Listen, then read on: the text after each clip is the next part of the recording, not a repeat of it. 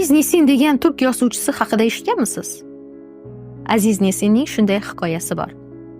Bir erkak oilali, farzandlari bor, yaxshi joyda ishlaydi va u bir kuni bir oilasidan ajrashgan beva ayolni yoqtirib qoldi.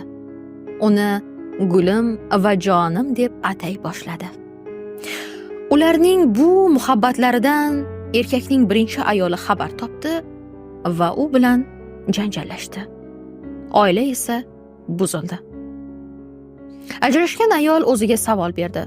Mening xatoyim qayerda? Nega meni oilam buzildi? Va asta-sekinlik bilan u ham o'ziga qaray boshladi, atrofga qaray boshladi. Va u ham kimningdir guli va joniga aylandi. U erkakning ham oilasi bor edi. Voqea xuddi shunday